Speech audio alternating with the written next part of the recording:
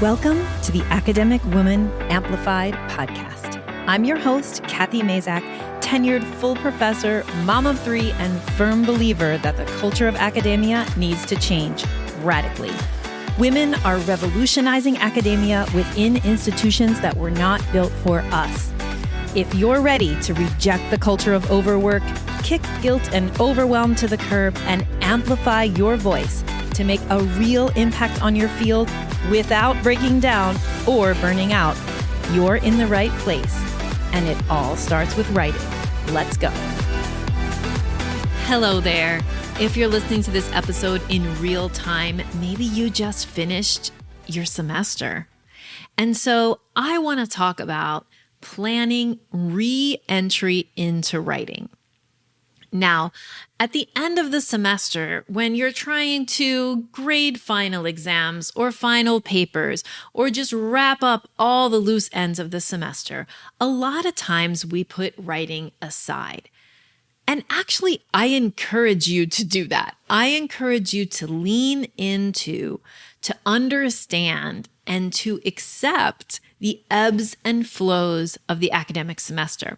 And that means that sometimes you want to just, put the writing aside, deal with the things you have to deal with to get the end of the semester finished and grades in, and then come back to writing. All right. So I actually think you should absolutely do that. So if that's what you did, fantastic. In this episode, I want to talk about what to do now. You put writing aside. How do you pick it up again? What can you do? So first, I want to start out with, you might be thinking, or you might have been thinking all this time, I'm going to put writing aside. And then when I turn in grades, I'm going to have all of this time to get to my writing. So I'll finish a ton of projects then, no problem. I'll just do it over break. I'll get to my writing over break. But as you might know, this has been a really difficult semester. And so more than ever, I encourage you not to do that. Yes, I am the writing coach telling you not to write. So here's what you should do instead. What you should do is rest.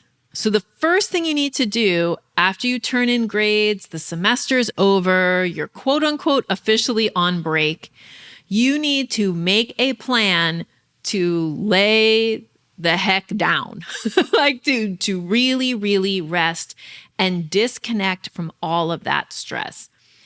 It's a really difficult thing to do what you did, right? Which was teach, hold space for all of your students during the pandemic semester. Or maybe you didn't teach this semester, but you still were a human living in the world in 2020, and it was hard.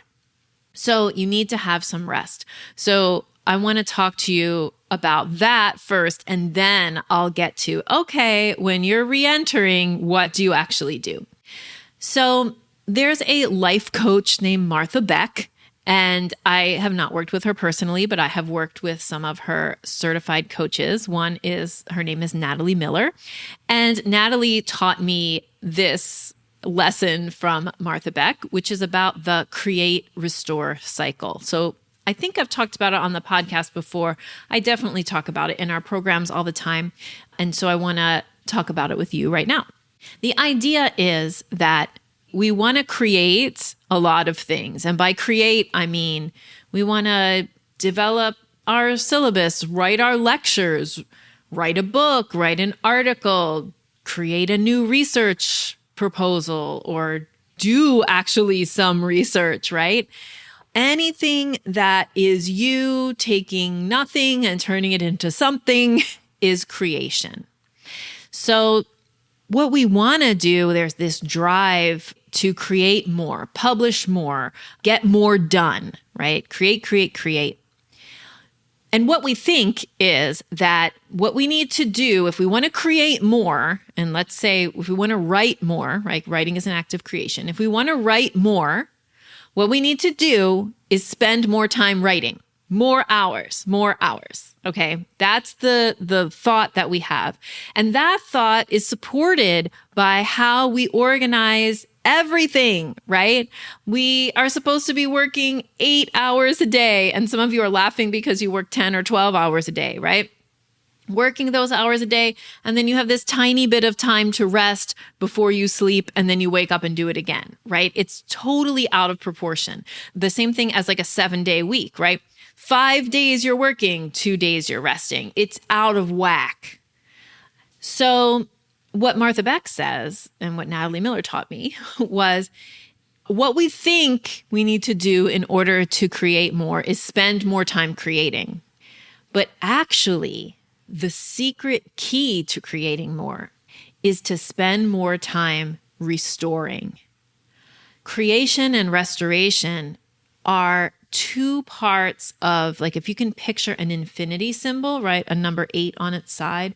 If you can picture an infinity symbol, if you want to make one side of the infinity symbol bigger, the creation side, you have to make the restoration side bigger, or else you get this lopsided thing, right? 5 days of work, 2 days of rest, 10 hours of work, a couple hours of rest before you go to bed. And it doesn't look like an infinity symbol anymore. It's this uneven blob thing. Creation and restoration are hooked to each other. If you want to create more, what you actually have to do is restore more. It's counterintuitive, but it 100% works. And it especially works for writing, because writing is such a creative act. Even writing an academic article, which sometimes we think of as very lockstep, is very much an act of creation. So what do you need to do when your semester is over? When you've just given feedback on 100 essays, or when you've just watched a bunch of thesis defenses and you've created people, right? You've created students who are now professionals, or you've created all of that feedback on essays or grades, or all of this that you've created in this whole nutty semester during a global pandemic. All of that creation needs restoration if you're going to create again. So, what does restoration look like? Restoration looks like whatever you need. It might mean a ton of sleep if you can get it. It might mean long walks. It might mean Netflix binging. It might mean reading novels. It might mean running. It might mean painting. It might mean writing poems. Anything that is cup filling to you, that is going to restore, that feeds your energy rather than what depletes your energy. Taking your dog for a walk, petting your cats. But you need to do a lot of it because you just created your butt off for a whole semester. So instead of turning in your grades and then being like, okay, now I can write, actually, no. If you want to get that writing done and you want it to be great and you want to feel that soaring feeling of being uplifted by invisible energy as you write, then you need to restore. So the first thing you're going to do to plan your re-entry into writing is plan your restoration. Plan your rest.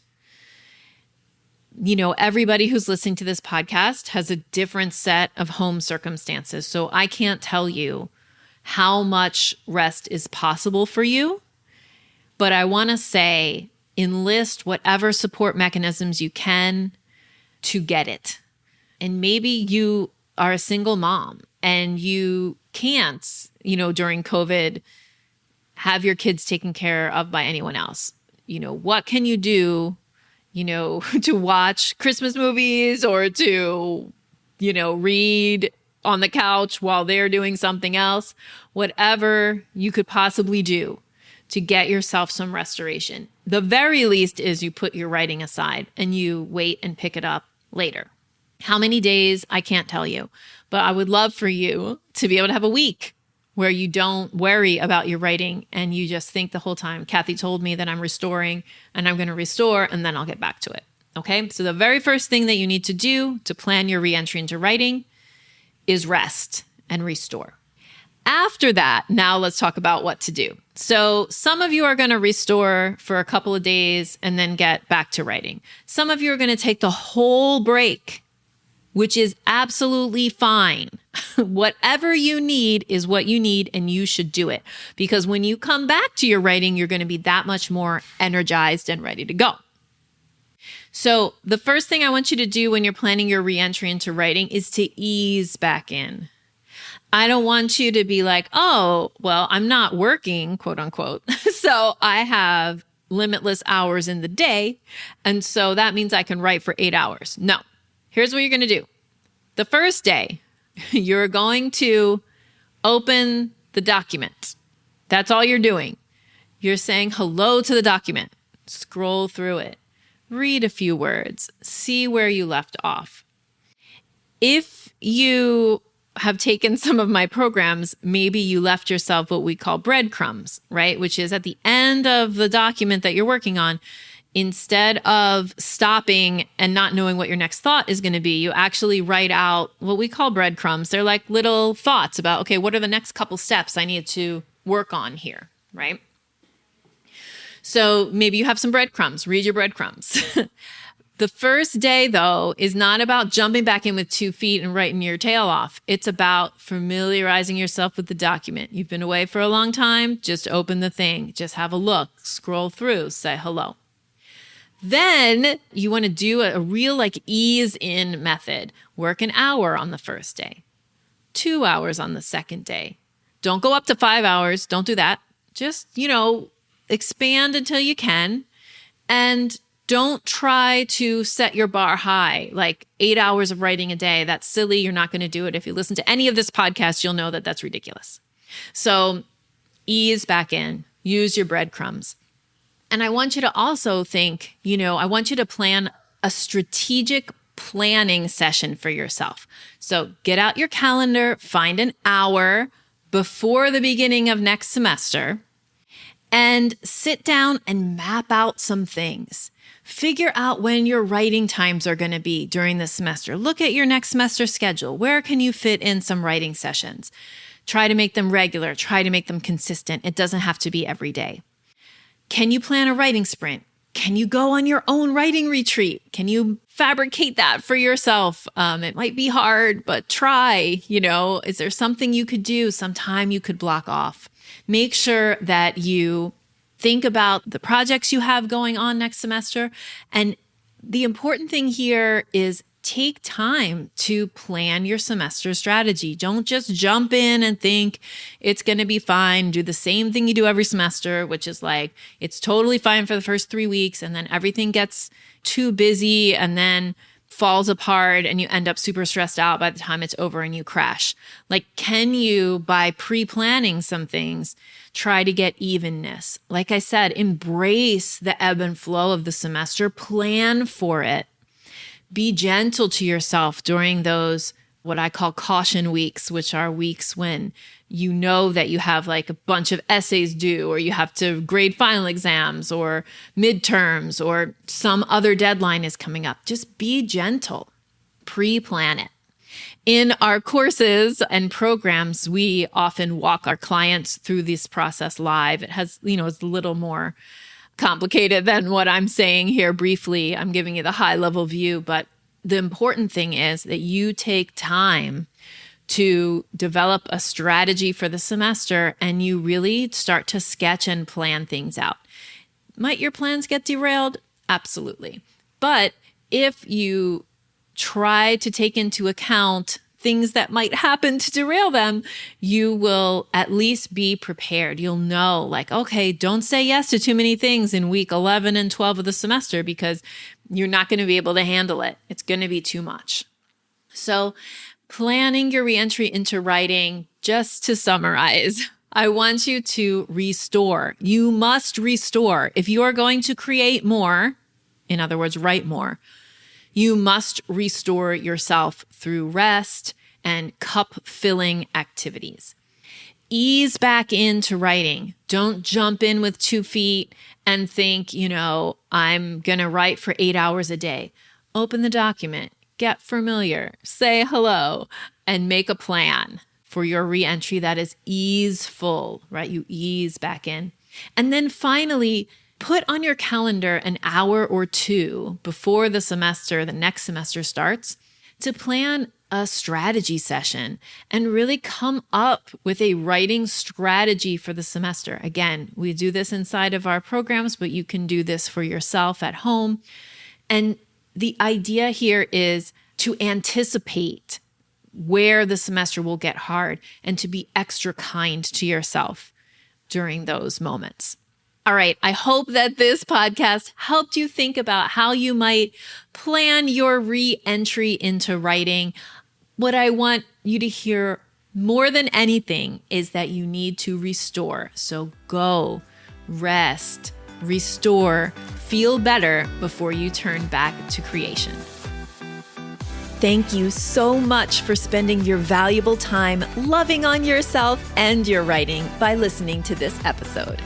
If you're feeling pulled in 1,000 directions and can't seem to carve out time to write, I've got a solution for you.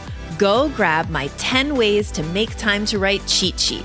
Just go to kathymazak.com/podcast-time to learn my best quick tips for putting writing at the center of your career where it belongs. We'll link that up in the show notes. Just go to kathymazak.com/podcast-time.